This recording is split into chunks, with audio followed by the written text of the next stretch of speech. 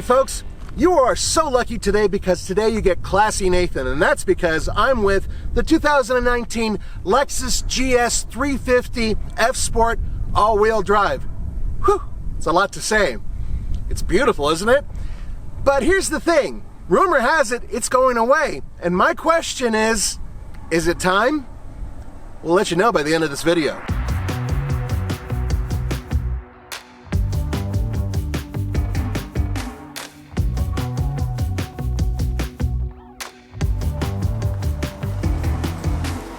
I always liked the way Lexus looks in silver, almost all their models, and this is called liquid platinum.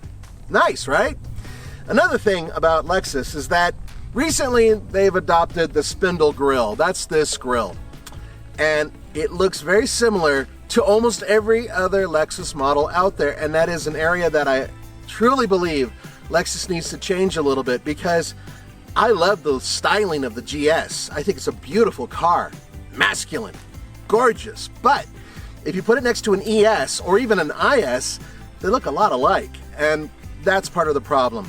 Let me show you some of the details. I talked to a Lexus engineer a couple years ago when this styling came out, and one of the things they wanted to do was follow the Lexus L design everywhere they could. Down here with the headlights, obviously the grille.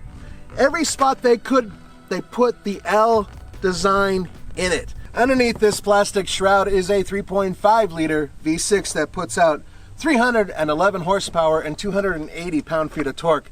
It's hooked up to a 6-speed automatic transmission, and this has an all-wheel drive system.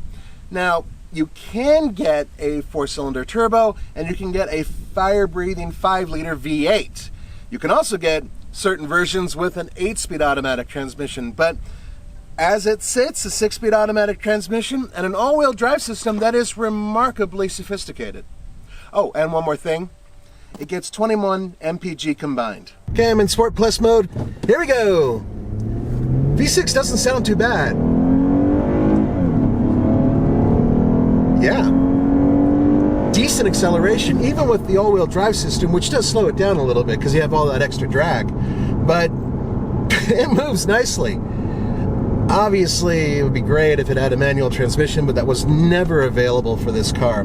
What's strange to me is that with the all-wheel drive version, you get the 6-speed automatic transmission, but there are other versions of this car that have the 8-speed. It's weird how that tech kind of misses the GS. It doesn't get it all, right? That once again indicates to me that Lexus is thinking, yeah, I think we're done with this.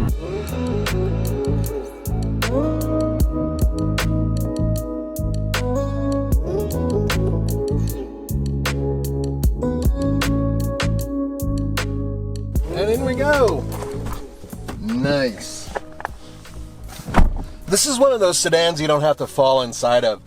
It sits high enough to where it's fairly comfortable to fall into, right? Your butt isn't falling way down onto the ground. Now, I put my seat as low as possible with almost every car I drive, but I found it wasn't as important with this vehicle. Good all-around sight lines, good size glass. Very comfortable interior. Obviously, it's a Lexus, and because of that, super high quality components. They've set the bar for years, and they continue to do so. Although, there are some car makers out there that are catching up. But, with that being said, there are a lot of issues with this interior, and this is where the debate comes in. Is the GS past its prime?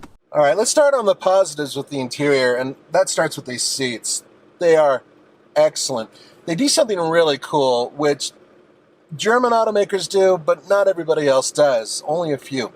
And that is, this cushion actually extends outwards, and that is extremely awesome for people who are tall or have large legs. I have both. Now, the steering wheel, one of the best in the business. All of these components, the feel is top notch. But then we get to the electronics. Now, everything's fine. Everything works great, obviously. But not everybody loves this. This is your infotainment system, and this is the control unit for it. Now, I don't mind it so much. I prefer it over the pad where you have to put your finger on there and twist around, and, well, I just don't like it very much. I actually think that this is a little bit more direct and easier to use. That's not a big deal. You know what a big deal is, though? Lexus has not given this car the ability to use Apple CarPlay or Android Auto. I know, it's not a big deal to a lot of you. You can get that standard on so many entry-level cars now that it's not much of an excuse. This is Lexus, for crying out loud. And that, to me, kind of screams they're not updating this car for a reason. And maybe that reason is it may be going away. In we go, into the back. Now, I'm 6'1" and I'm sitting behind myself. Legroom is really good, headroom is really good. Unfortunately, there's not a lot of space to shove my feet underneath the seat. I wear boots often, and I am today. That's probably not helping the situation, but I wish there was about an inch more space to get my feet back here. There's something else too. This is nice, and there's some space in here for cargo, but the seats don't fold. What you do get is a center pass-through, which is right here. And it's big enough for a set of skis.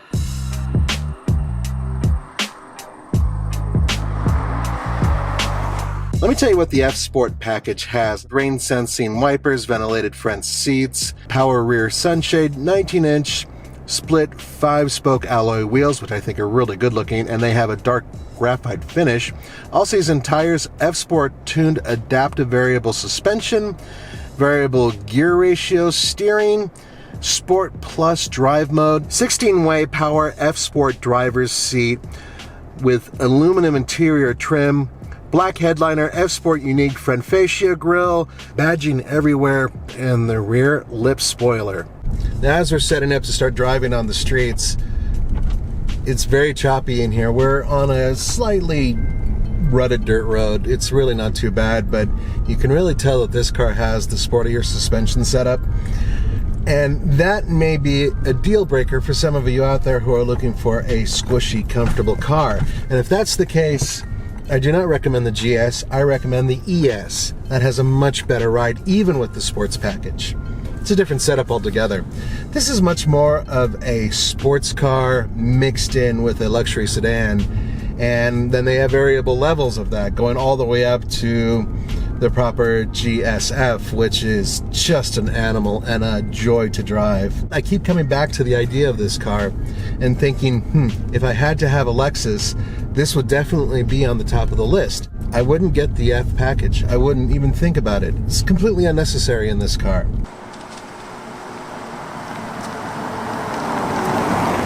These are 19-inch wheels, and they are beautiful. I really do like them. The contrast with the color, nice. But have you noticed how there's a little bit of a gap here? It looks like it's a little higher than it should be. Well, that's partially because it has the all-wheel drive system, which gets it just a little bit more of a lift in the front. And to me, it doesn't look quite as good. I wish they could just drop it down a half an inch or so in the front. Now, that all-wheel drive system, it can either split torque 50-50 or up to 30-70. It's a unique system, and Lexus doesn't really talk about it very much. But I've driven these in the snow before, and it's fantastic. Look at this design. It's kind of plain, but in a good way. There's not a lot of schmutz going on. There's no major waves or big fenders or anything like that. Very simple lines that follow the contour of the car to the back. Now, once you come back here, once again, as I mentioned before, L designs everywhere. Look at this. L. L. L. That's all done on purpose. L. Sounds good, right? There's more, because when you're hefting your golf bags and you come to this vehicle, you want it to be an automated trunk, because having a trunk that's not automated is so blasé. But there's a lot of space in there, 14.1 cubic feet. And there's more, because down here, underneath, you have, that's right, there's a donut. Not a lot of storage space back here, but there's a couple little spots. Oh, and one more thing, follow my finger. First aid kit right over there. That's nice.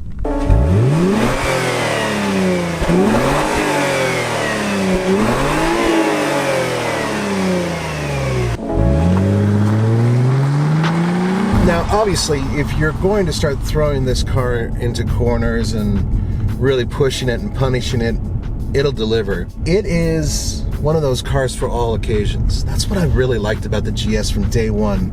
I don't know if you guys remember the earlier versions of this car, going all the way back to the early 90s, but it was always, in my mind, the coolest of the sedans that Lexus built. Some of the magic kind of rubbed off with the newest versions of this car because they look so much like the other vehicles in the fleet.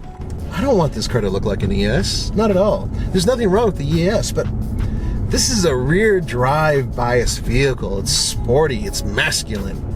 It's got a lot going for it. The ES is a front drive bias vehicle. It's a lot more comfortable, a little bit more sophisticated in certain ways.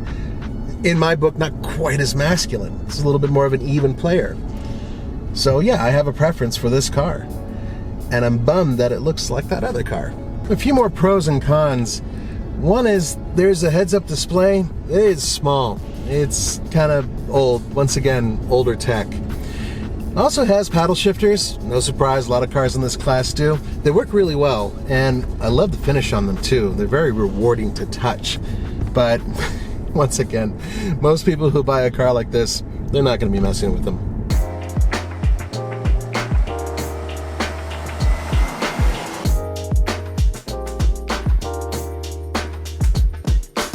I love this car. It's fun to drive. It's practical. It's gorgeous. It's classy. It's old. Very old. The platform itself has been around for years. Hell, they started building the GS as one of their earlier vehicles with a rear drive architecture that had some sport in it way back in 1991. It's old. So I think that they're either going to replace it or get rid of it altogether. Both of those kind of make me sad. So the question is, would you spend just over $60,000 for this car as it stands? That's not too bad, but there's competition out there, and it's coming from vehicles like obviously Mercedes-Benz and Audi, but also now Genesis. Hell, if you look at some of the regular cars out there that compete with this vehicle, that have all-wheel drive systems, that are fun to drive and practical, there's a massive list. So what is it that you're buying? Well, you're buying a very nice car that happens to be a Lexus, which means you're buying quality and panache. Maybe that's enough to say, hey Lexus, let's build a new one in the near future.